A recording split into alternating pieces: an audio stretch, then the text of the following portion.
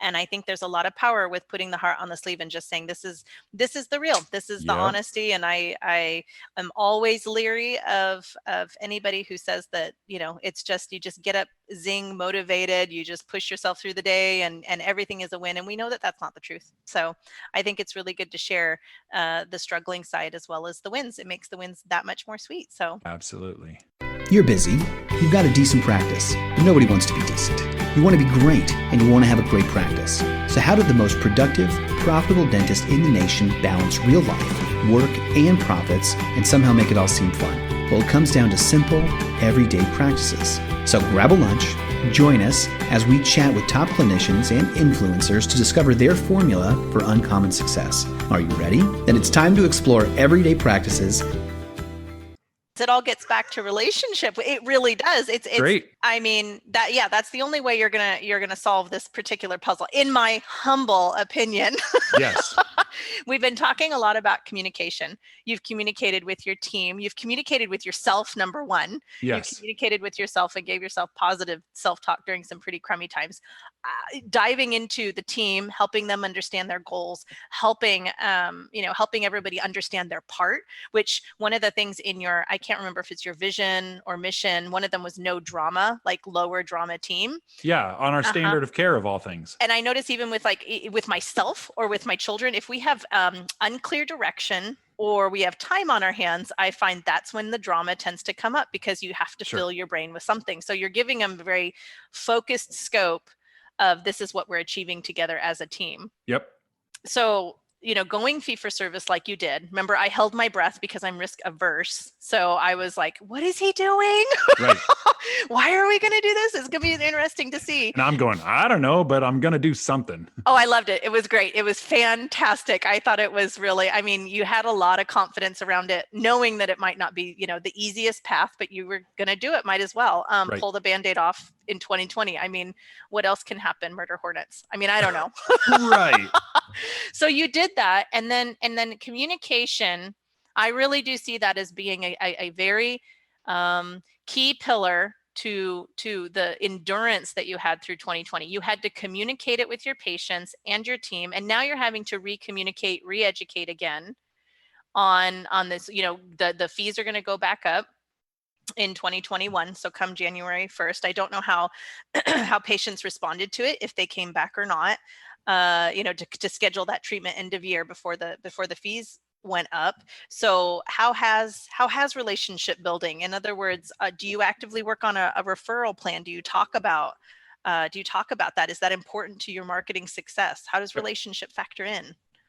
Yeah. So we have internal referral. That is our highest ROI because it's relatively cheap to implement and to manage. And then it, basically, if you are treating people right, you're going to get them to refer other people.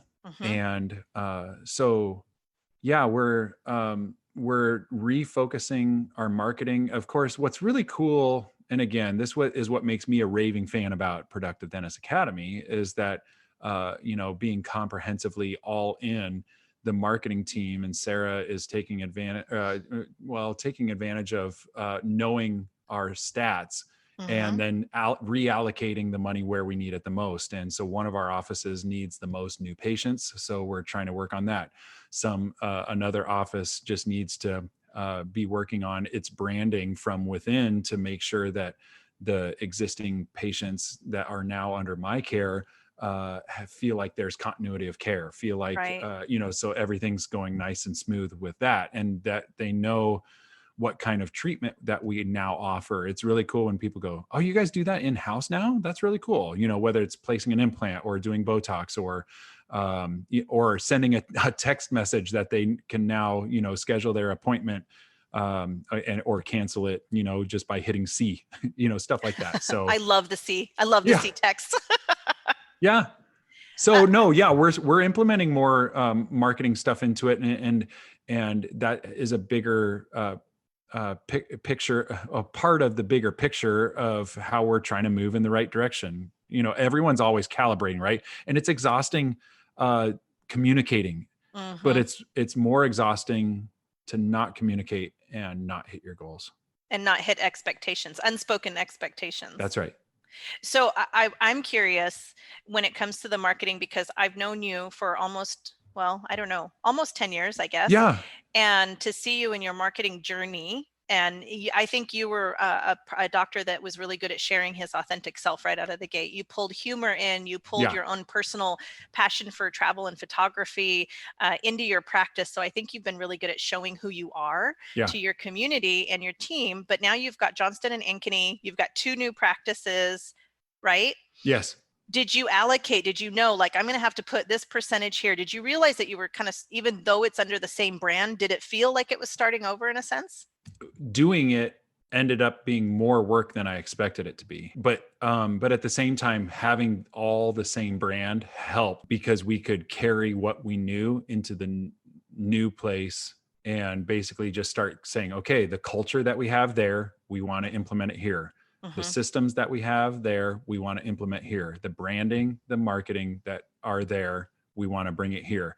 For example, like getting our Google My Business page up and running, like when a couple of them, they weren't, up at all.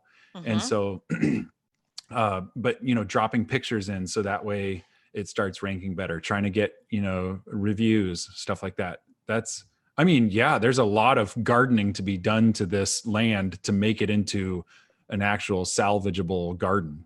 Right.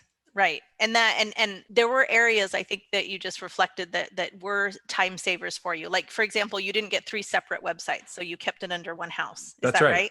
That's right. And even our radio, we, do that all under the same name. So that way everywhere, these offices are all, 20 minutes apart from one another, but the radio station that's hitting all these different areas, it helps that, it's like, now we're available in this location, and this location, that people go, oh, I wouldn't have gone over to the east side, but I'm on the north side. Yeah, I'll go there. Do you have an extra team allocated to the marketing effort of marketing 2 extra practices, or do you use PDA and then just all PDA? I think though, within the office, we're finding that we need to kind of have some people in charge of taking photos, sending it to Sarah, and, trying to figure out like what each office's niche is going to be according to, because I'm also trying to promote the associates, not just the Chad show, which is why my office isn't called Johnson Dental, for example, that it's the bigger picture of kind of trying to remove my name before I've even retired. And having the core values shine through in those associates. Right.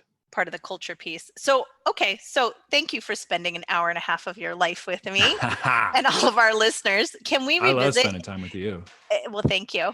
In 3 months, I think we should revisit and do this in real time and see how that plan is coming to fruition. Yep. Because I'll call it right now. This is probably foresee that I'll get 80% of it done.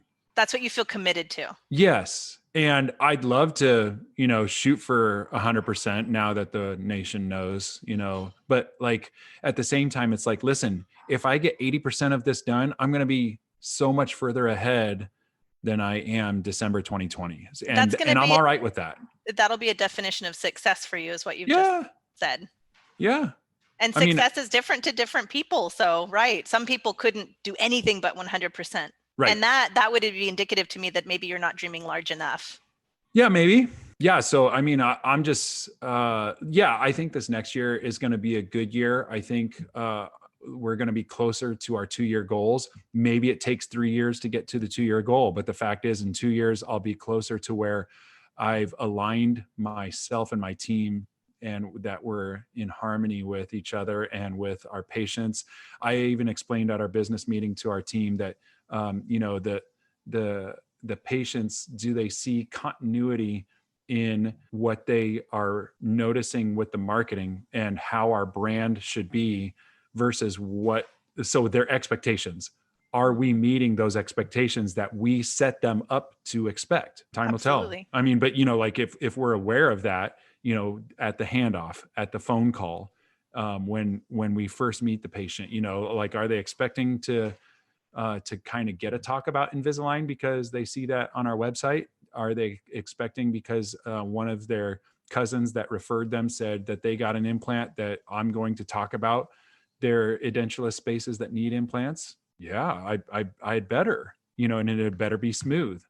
Because I think that is your everyday, that is the vision. That's what you set out. Yeah. I think it was standard of care. That's what it was. On that document, I saw your standard of care. If I showed up every day and said, this practice, why I am here, we are passionate about the oral systemic link. That to me says that this is no matter what it is, it's a very serious conversation that we're having. Even if it's Invisalign, it's still, we're having a serious, because there is a connection to even the aesthetic, to the health of your mouth, to how you feel about it, to how you focus on it. You get what you focus on. Where focus goes, energy flows. And I think that's a beautiful statement. And I think that gets everybody rowing in the same direction. What I heard from you, Chad, was clarity, courage.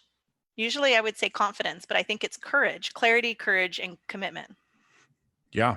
That's what you've done for yourself over this year. Well, thank you. It was a time of self-exploration because it's not like, we talked for a little bit, but it's not like we really planned on where it would go.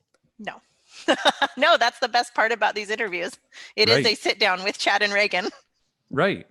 Well, and I appreciate the audience for, I guess, being passive participants. I guess, that's the fun of a podcast is you can kind of zone out. But if this meant something to you, then engage with us, and if you want to shoot me a private email, chad@productivedentist.com. And of course, it's Regan@productivedentist.com, Regan That's at right. productivedentist.com. You can also, see this stuff on Facebook. So if you look up Productive Dentist Academy, we post this kind of stuff there. And we'll see your comments and questions if you want to engage with us either privately or publicly on this kind of stuff. So feel free to get a hold of us. We have nothing better to do. Oh, right.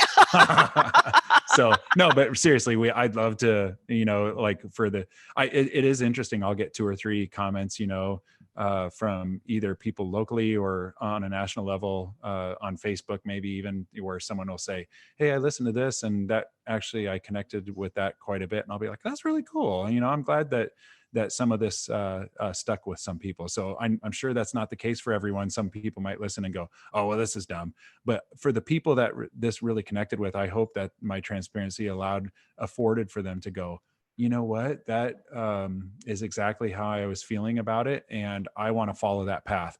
One example is the business foundations class. And does that start back up in January, Regan? It does. It kicks off January 14th. Mm-hmm. So that's worth investigating into, guys. Check that out. And that, of course, is being promoted via emails. If you're getting those, it's also being promoted on the Facebook page and on the website, productivedentist.com. So feel free to check that out. And I'm glad to have made all those plugs. So Regan, you don't have to.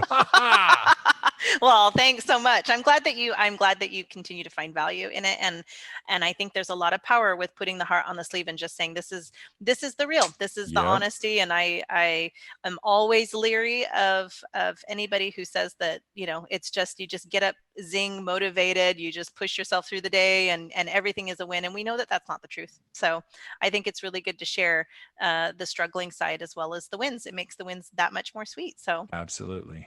Well, Hawaii thank next you. year will be sweet. Hawaii will be magical. Indeed.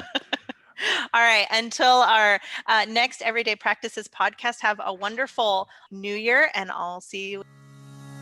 Regan Robertson here, co-host of Everyday Practices podcast. The truth is, you deserve a business that builds you up and doesn't run you down.